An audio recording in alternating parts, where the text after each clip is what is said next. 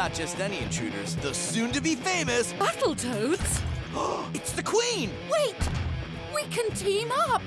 Now that you're here, we can execute my plan to defeat the Topians together. Sup, Topian scum? We just stole a spaceship and we're coming for you. Rash, Zits, and Bimbo are back, and unlike puberty, you might just like it. Hello, I am Locke, and this is Maya, channel where I do stuff. Battletoads is probably one of the most recognizable beat-em-ups of the 90s along the Streets of Rage and Final Fight series. The original game launched in 1991, in the final months of the American NES, before the launch of the SNES, and it was a blast to play. Of course, unlike many would believe, it was a multi-platform launch between the NES and the Mega Drive. And the Mega Drive version was much better than the NES one. What Nintendo? Rare used to be and sometimes still manages to be one of the best developers in the industry. Their team up with Nintendo gave us some of the best games we ever played as kids, like GoldenEye, Donkey Kong Country, Conker's Bad Fur Day, Diddy Kong Racing, and Killer Instinct. But this game is certainly not one of its greatest hits. And what makes me truly sad is that for half of it, it was. Much like many of Rare's titles after going full retard. The other things that made me want to scream is the game's title, Battletoads. This is the fourth time they do this. The 1991 first game was called Battletoads. The 1992 Game Boy tie-in is also called Battletoads.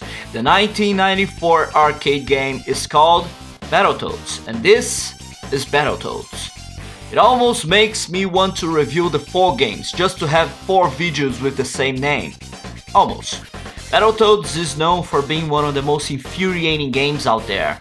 Its fast-paced action and ruthless racing and rope levels are as hard as it can get, pushing the players to the absolute limit at all times. Battletoads is an amazing brawler and genre shifter game. The base of the game is mainly a beat-em-up, with some light platforming, and that part of it is done very well. The game has amazing pacing on the brawler stages. The enemy variation is amazing. The game never leaves you brain dead during these segments. You need to think your way through battle much like a puzzle. Every encounter plays different based on what each enemy does to you or the area. The game gives you 3 types of attacks: normal attacks, special attacks and uppercuts, and also an invincible dash straight from the Dark Souls role. The best thing here for me is character changing. You can change the characters for any of the 3 Toads in single player mode, and they count as lives with cooldowns after they die.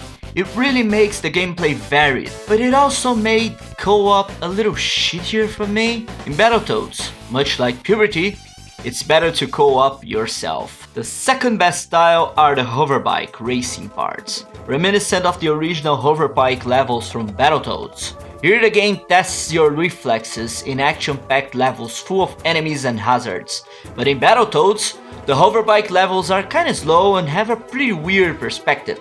I'd much rather run in the same side-scroller as the brawler levels. The perspective is very distorted and sometimes you hit things or fall from the level when you thought you were okay. Here you have 3 lives per section, and each section is divided by checkpoints. Like the brawler scenes, each life is represented by one of the Toads and they all revive on checkpoints.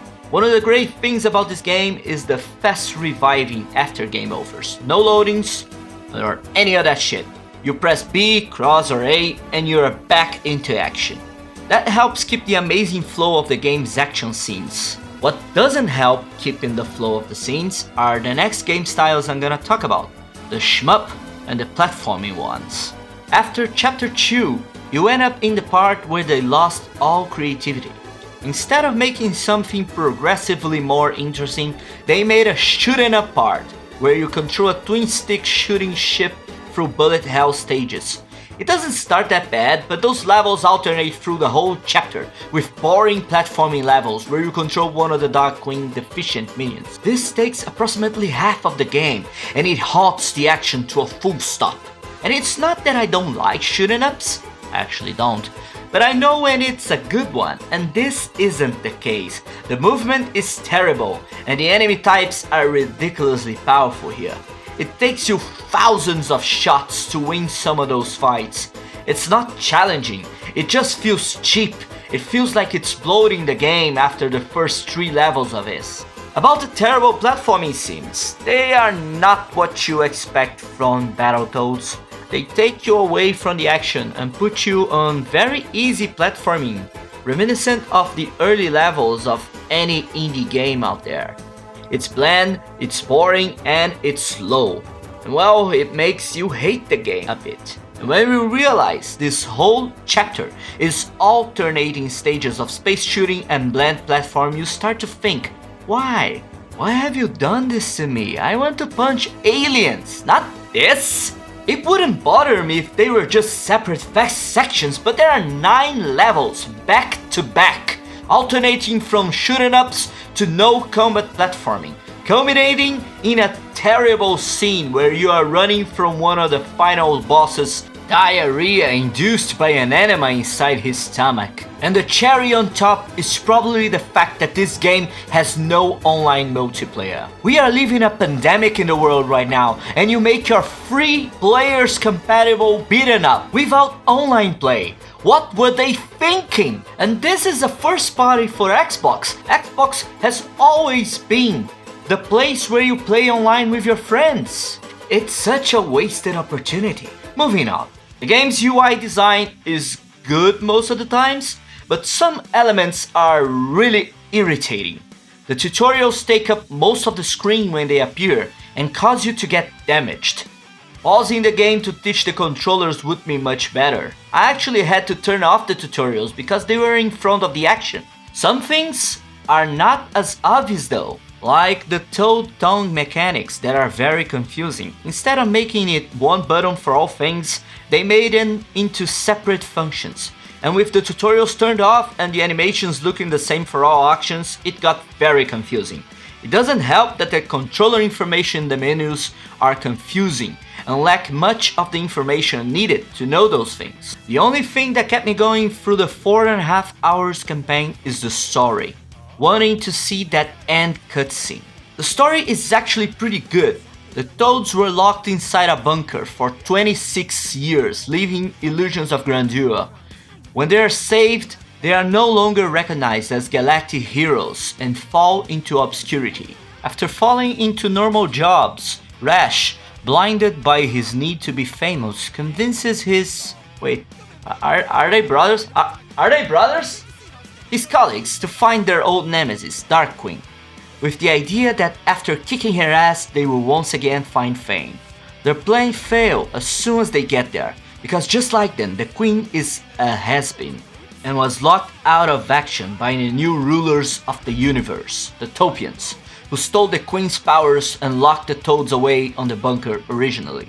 It's a simple, fun plot filled with funny and cringy scenes that often remind me of early Saturday cartoons, and other times it reminds me of gross Adult Swim animations. It walks that fine line between Animaniacs and Aqua Teen Hunger Force, even though that's not really a fine line. But let's talk about those villains, the Topians, U2 and Pia. I wonder how long will it take for this game to get cancelled. They are stereotypical homosexual characters. Very stereotypical. The Battletoads and the Dark Queen. Forgotten relics of a primitive time. And they smell like it too. Pew! Honestly, grab a shower. I admit, you've exceeded our expectations. You had a nice little adventure, sold a few toys, but your character development ends now. In the end, was it even necessary? Well, the music and sound effects are very satisfying. The main theme doesn't play as often as I wanted, but the songs are all very good. They incite the action very well and tie with the sound effects of punching, jumping and shooting in a very satisfying way. And most of the songs are reminiscent of the NES soundtracks that most people will remember by now. The best thing here is probably the voice acting. The voice acting is amazing.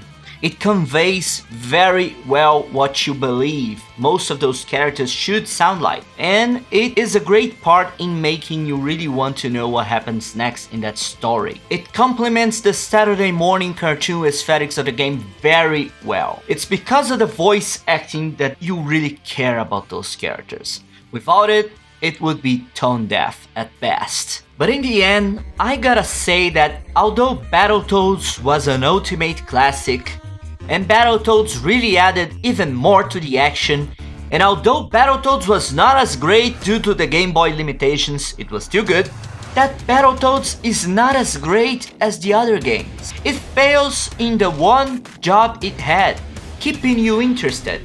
Instead of varying its level types between acts, it prefers to shove it all at once in blocks, making everything feel extra long. Some variations would help the game feel better, extra bosses too. The only thing that kept me going was the amazing direction on cutscenes and dialogue, and hope that the game would come back to its beaten up gameplay. And once it did, it was like a nightmare was lifted. But Act 3 hurts the game way beyond recovery. Even though it has some funny writing and memorable scenes, I rate Battletoads a 6 out of 10. The game's shortcomings are many, and what makes me sadder is the fact that it had so much potential to be great. If it kept the styles as adjacent to the action combat levels, it would easily be an 8, but it fails to do so and ends up being a real mess. Battletoads is available on Steam, Xbox PC and Xbox One, and it's already on Xbox Game Pass, the way I played it. Give it a go! Even though it's not great, the bits where it's good are very worth playing, with co-op or alone. If you enjoyed this video, don't forget to leave a like and subscribe, and I'll see you next time. Hello? Is something wrong? Jeff is fine. Jeff is fine. It's a weird thing to say.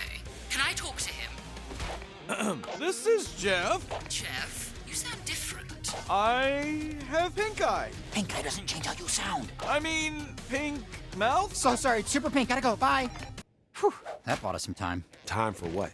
Time to help Jeff's body earn those medallions. He'll wake up and see what we did and then fork over the coordinates. Any objections? Will it matter? No, it will not. Let's find those medallions.